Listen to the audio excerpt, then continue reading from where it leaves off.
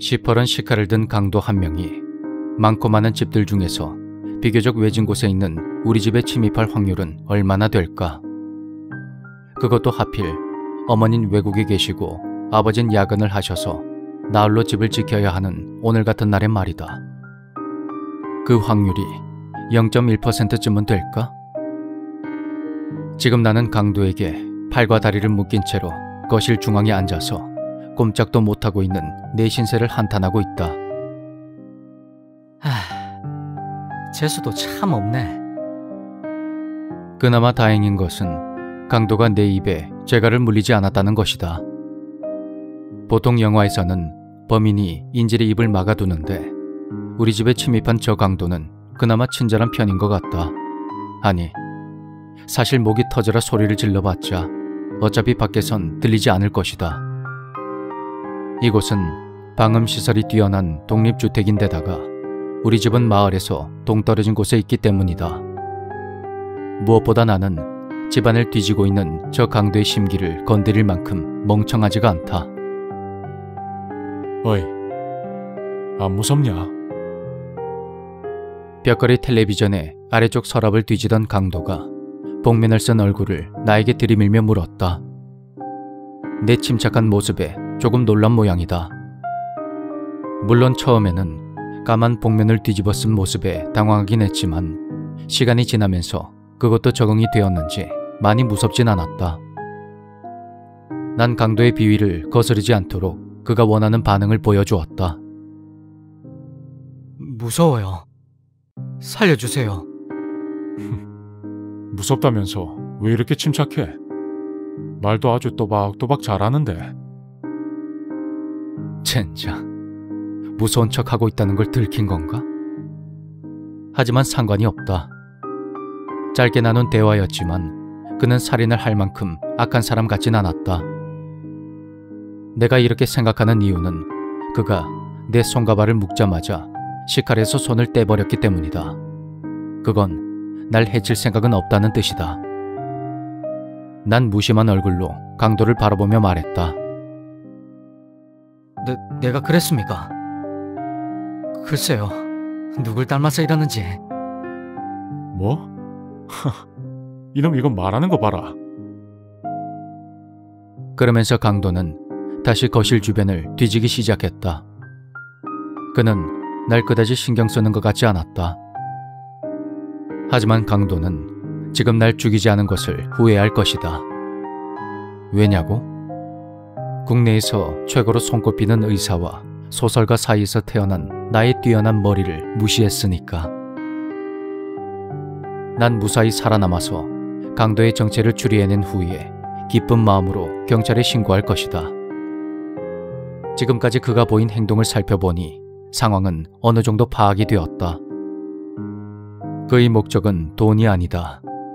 그저 의도적으로 거실을 어지르고 있을 뿐 통장과 각종 귀중품들이 들어있는 아버지의 금고와 어머니의 보석함엔 손도 대지 않고 있다. 강도가 뒤진 곳이라고는 아버지의 서재와 내 방이 전부였다.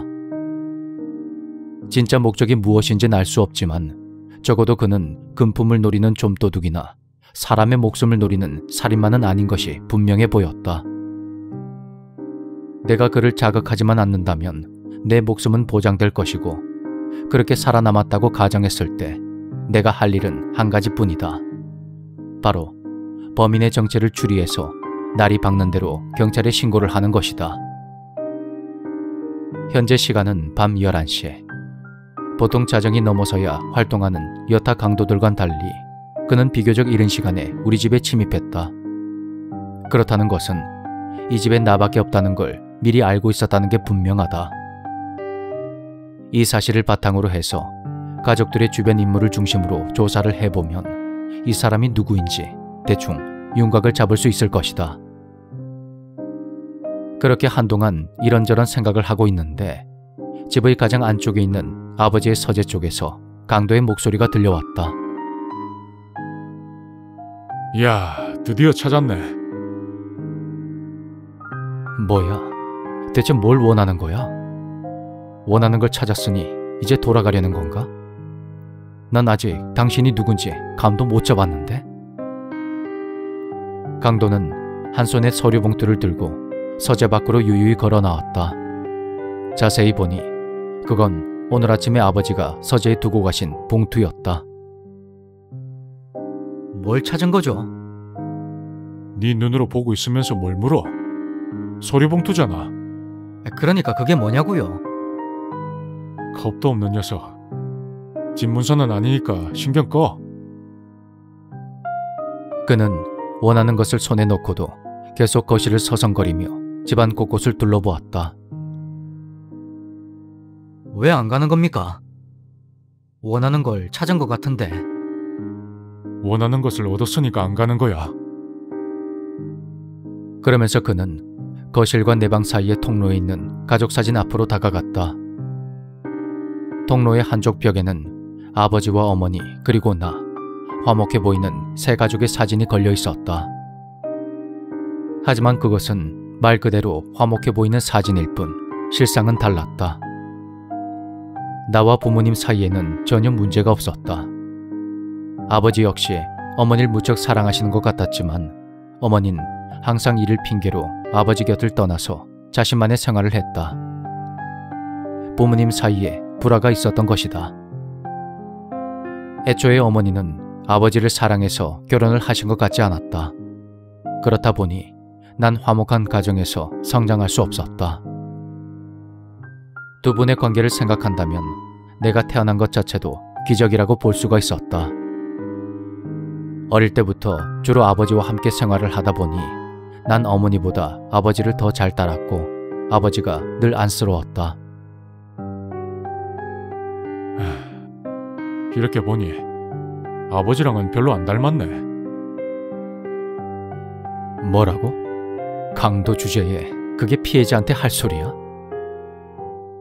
일단 나는 그의 기분을 최대한 맞춰주기 위해 나름대로 친절하게 대답했다. 아, 네. 별로 안 닮았어요. 생물학적인 부자지간이라고 해서 외형적으로 무조건 닮아야 되는 법은 없으니까요. 너희 아버지는 좋겠네. 가족 사진도 찍고. 난 그런 거 못 찍었는데. 네? 그게 무슨 말입니까? 이놈이 내 아내를 죽였거든. 그러면서 그는 사진 속 아버지의 얼굴을 주먹으로 격하게 쿵 하고 내리쳤다. 그리고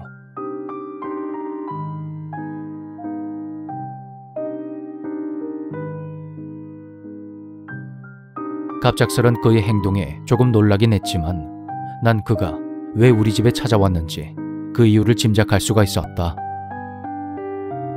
아무리 뛰어난 의사라고 해도 모든 수술에 100% 성공적인 결과를 낼 수는 없을 것이다.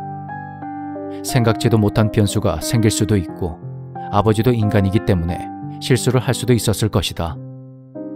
그러고 보니 일주일 전부터였나? 확실히 아버지가 조금 신경질적인 행동을 보이셨다. 심각한 표정으로 전화통화를 자주 했고 별것도 아닌 일에 화를 냈다. 항상 웃는 얼굴로 날 대해주시던 아버지가 심지어 나를 때리려고도 하셨다. 그땐 나도 너무 놀라서 혼란스러웠는데 이제서야 비로소 그 이유를 짐작할 수 있게 되었다.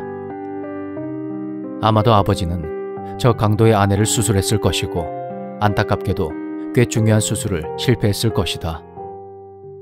이런 내 추측이 맞다면 결국은 내 목숨이 위험해질 수도 있는 상황이었다. 강도가 복수심에 불타오른 나머지 아버지의 아들인 나를 해칠 수도 있으니 말이다. 나는 불안함을 애써 누르며 그에게 단도직입적으로 물었다. 나를 죽일 겁니까? 그러자 그가 날 향해 고개를 돌렸다. 복면에 뚫린 구멍 사이로 그의 두 눈이 웃고 있는 것이 보였다. 네가 보기에는 어떤데? 50%겠죠. 틀렸어. 100%야. 그렇게 말하면서 강도는 내 방으로 들어갔다. 그의 사정이 참으로 딱하긴 했지만 그래도 이것은 엄연한 범죄다. 난 어떻게든 그를 설득해 보기로 했다. 그때 강도가 밖으로 나오면서 이런 말을 했다. 너 락 음악을 좋아하나 보구나. 그는 내가 아버지 몰래 숨겨두었던 락 음악 앨범들을 찾아낸 것 같았다. 네, 좋아해요. 앨범 몇 장은 내가 가져갈게. 내가 좋아하는 앨범이 있어서. 미안하구나. 저 아저씨, 왜? 지구상에 100% 확률로 수술을 성공시키는 의사는 없을 거예요. 물론 우리 아버지가 훌륭한 의사이긴 하지만 아버지도 사람인데 당연히 실수할 수도 있을 거라 생각합니다. 아버지의 의도와는 다르게 이런저런 변수도 있었을 수도 있고요. 가족을 잃고 슬프고 억울하신 마음은 잘 알겠지만 그래도 이건 아닌 것 같아요. 이런다고 아저씨의 아내가 살아 돌아오는 것도 아니고 우리 아버지 역시 그 일로 크게 상처받으셨어요. 돌아가신 아내분도 이런 걸 원하진 않을 겁니다. 그런 내 말에 강도의 눈빛이 순간 진지해졌다. 내 설득이 통하고 있는 걸까? 그래. 내 아내가 살아 돌아오진 않겠지. 하지만 다른 사람을 살릴 순 있어.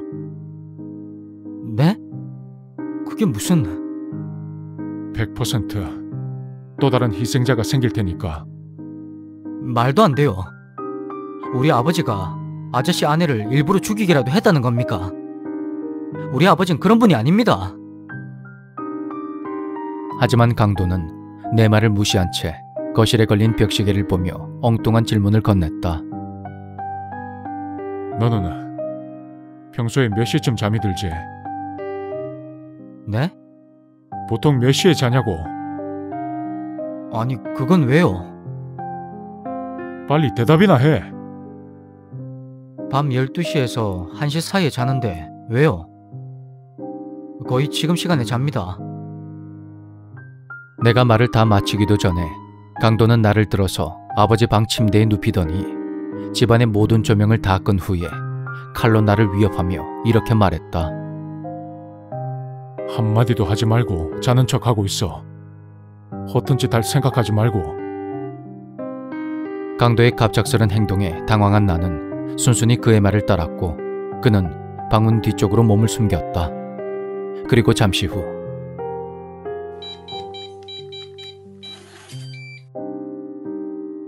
현관문이 열리는 소리가 조용한 집안에 울려 퍼졌다. 설마 아버지가 벌써 돌아오신 건가? 이대로라면 아버진 강도의 덫에 걸리고 말 것이다. 아마도 강도는 날 인질로 잡고 있다고 하면서 아버지를 집으로 불렀을 것이다. 그리고 바로 이 순간을 노렸다가 칼을 들고 아버지에게 달려들겠지? 안 돼. 이대로는 아버지가 너무 위험해. 아버지, 위험해요. 도망치세요. 그런데 그 순간 시커먼 형체가 순식간에 달려들어서 내 배에 칼을 내리꽂았다. 순간 방 안의 조명이 켜지며 복부에서 검붉은 피가 쏟아져 나왔다. 하지만 나는 작은 신음조차 낼 수가 없었다.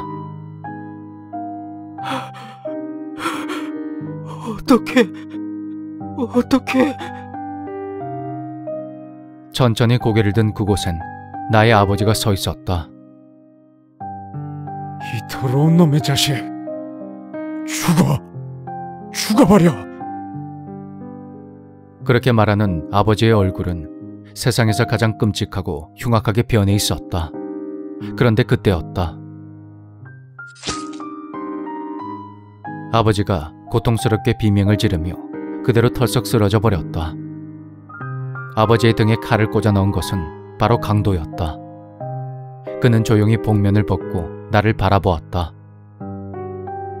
말없이 흐느끼고 있는 강도는 꽤나 잘생기고 준수한 외모를 하고 있었다. 내가 나이를 먹으면 저렇게 되겠지? 스스로 나름 똑똑하다고 믿고 있었는데 난 참으로 멍청하고 어리석기 그지없는 그런 인간이었다. 그때 문득 강도가 아버지 서재방에서 들고 나온 서류 봉투가 내 눈에 띄었다. 난 있는 힘을 다해서 탁자 위에 놓여진 그 봉투를 집어들었다. 친자 확인검사 결과지. 보나마나 결과는 100% 불일치겠지?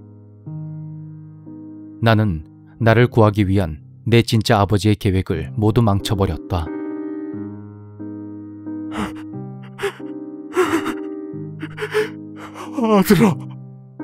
아들아. 나를 붙잡고 하염없이 눈물을 흘리고 있는 나의 진짜 아버지를 보고 있자니 아까 나누었던 대화가 어렴풋하게 떠올랐다. 왜 안 가세요? 원하는 걸 찾은 것 같은데. 원하는 것을 얻었으니까 안 가는 거야. 오늘 우리 집에 강도가 들어올 확률이 얼마나 될까? 0.01%? 아니, 100%다. 아버지가 자신의 아들을 구하려는 그런 확률처럼 말이다.